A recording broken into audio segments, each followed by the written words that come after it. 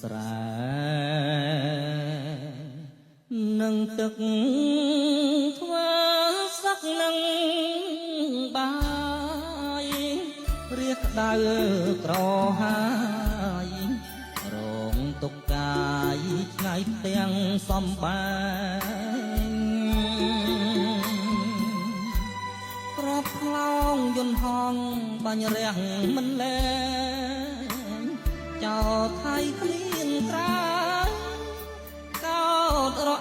ងខ្លែងក្លន់សីមា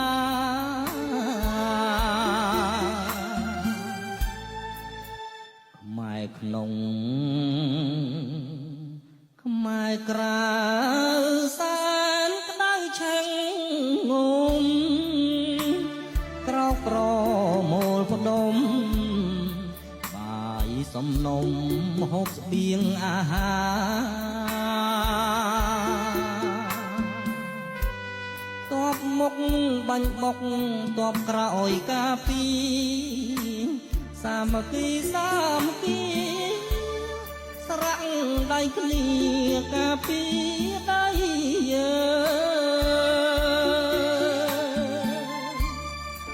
សង្គ្រាមឆាបឆាំងបេះដូងខ្លោចសាអសូរី